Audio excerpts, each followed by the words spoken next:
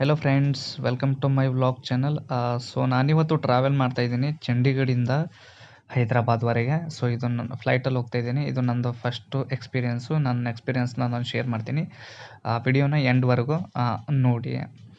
So ನಾನು bag ಅಂತ ಎಲ್ಲ ಪ್ಯಾಕ್ ಮಾಡ್ಕೊಂಡು ಬಿಟ್ಟಿದ್ದೆ. ಬ್ಯಾಗಲ್ಲಿ ಏನು ನೀಡ್ಸ್ ಬೇಕು ಎಲ್ಲ ಪ್ಯಾಕ್ ಮಾಡ್ಕೊಂಡ್ಬಿಟ್ಟು ರೆಡಿಯಾಗಿದ್ದೆ. ಆ್ಯಂಡ್ ರ್ಯಾಪಿಡೋನು ಆಲ್ರೆಡಿ ಬುಕ್ ಮಾಡಿದ್ದೆ. ರ್ಯಾಪಿಡೋದವನು ಬುಕ್ ಮಾಡಿದ್ದೆ. ರ್ಯಾಪಿಡೋನು ಕಾಲ್ ಮಾಡಿಬಿಟ್ಟಿನ, ಸರ್ ನಾನು ಕೆಳಗಡೆ ಬಂದಿದ್ದೆ ಬನ್ನಿ ಅಂತ. ಸೊ ನಾನು ಕೆಳಗಡೆ ಹೋಗ್ಬಿಟ್ಟೆ. ಕೆಳಗಡೆ ಹೋದಾದ್ಮೇಲೆ ರ್ಯಾಪಿಡೋನು ಬಂದುಬಿಟ್ಟು ನಾನು ಅವ್ರಿಗೆ OTPನೂ ಶೇರ್ ಮಾಡಿದೆ. OTP ಶೇರ್ ಮಾಡಿಬಿಟ್ಟು ನಾನು ರೈಡನ್ನ ಸ್ಟಾರ್ಟ್ ಮಾಡಿದೆ. ರ್ಯಾಪಿಡೋದವನು ಮುಂದ್ಗಡೆ ಹೋಗ್ಬಿಟ್ಟಿದ್ದ, ಗೇಟ್ ಓಪನ್ ಇರುತ್ತೆ ಏನಂತ ನೋಡೋಕ್ಕೆ. ಸೊ ಗೇಟ್ ಅಂತೂ ಕ್ಲೋಸ್ ಇತ್ತು. ಸೊ ನಾನು ಅವ್ರಿಗೆ ಹೇಳಿದೆ, ಸರ್ ಬ್ಯಾಕ್ ಸೈಡಿಂದ ನಡೀರಿ, ಅಲ್ಲಿ ಗೇಟ್ ಓಪನ್ ಇರುತ್ತೆ ಅಂತ ಹೋಗ್ಬಿಟ್ಟು ನಾವು CP67 ಮಾಲ್ನ ರೋಡ್ನ ಹಿಡ್ಕೊಂಡ್ಬಿಟ್ವಿ.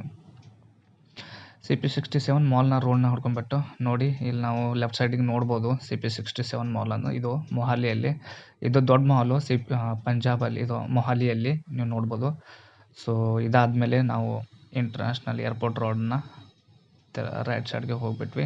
ಸೊ ಇದೇ ನೋಡಿ airport road, Bhagat Singh international airport road ಎಷ್ಟು ಕ್ಲೀನಾಗಿದೆ, ನೀಟಾಗಿದೆ ಅಂತ ನೀವು ನೋಡ್ಬೋದು ಬೋರ್ಡಿಲ್ಲಿ ಹಾಕಿರೋದು. ಸೊ ನನಗಂತೂ ಭಾಳ ಎಕ್ಸೈಟ್ಮೆಂಟಲ್ಲಿದ್ದೆ ಟ್ರಾವೆಲ್ ಮಾಡೋಕ್ಕೆ ಪ್ಲೇನಲ್ಲಿ.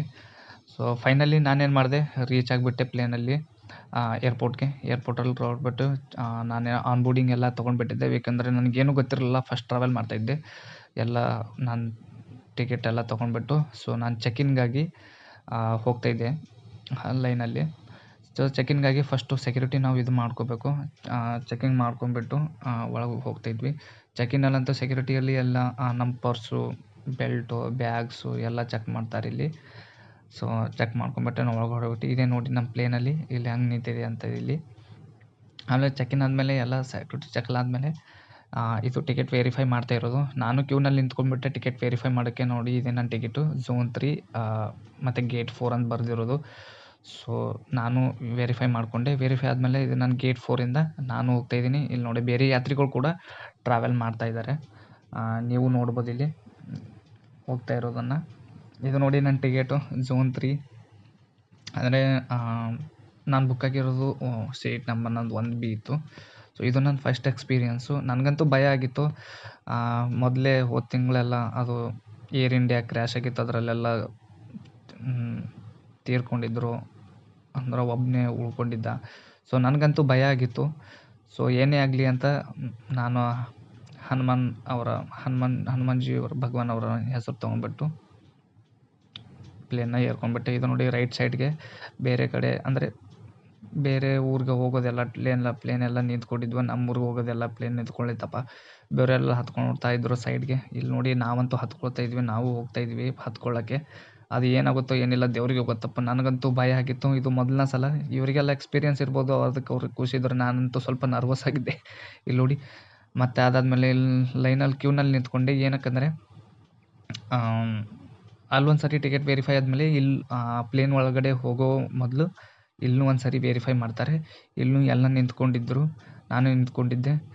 ಆ್ಯಂಡ್ ವೆರಿಫೈ ಆಯಿತು. ವೆರಿಫೈ ಮಾಡ್ತಾ ನಾನು ಆ ಕಡೆ ಈ ಕಡೆ ನೋಡ್ತಾಯಿದ್ದೆ. ನೋಡಿ ಬೇರೆ ಪ್ಲೇನೆಲ್ಲ ಬೇರೆ ಸೈಡಿಗೆ ಹೋಗ್ಯಾವಲ್ಲ ಪ್ಲೇನು. ಇದು ನನ್ನ ಪ್ಲೇನು. ಈ ಪ್ಲೇನಲ್ಲಿ ನಾನು ಹತ್ಕೊಳ್ತಾ ಇರೋದು ಇವತ್ತು. ಏನಾಗುತ್ತೋ ಏನಿಲ್ಲ ನನಗಂತೂ ಭಯ. ಸೊ ನನ್ನ ಒಂದು ಸರಿ ನನ್ನ ಟಿಕೆಟ್ ವೆರಿಫೈ ಆಯಿತು. ಆಮೇಲೆ ಇಲ್ಲಿ ಗಗನ ಸಖಿಯರು ನೋಡಿರಲಿ, ಇವರೆಲ್ಲ ನಮ್ಮನ್ನು ವೆಲ್ಕಮ್ ಮಾಡ್ತಾಯಿದ್ರು.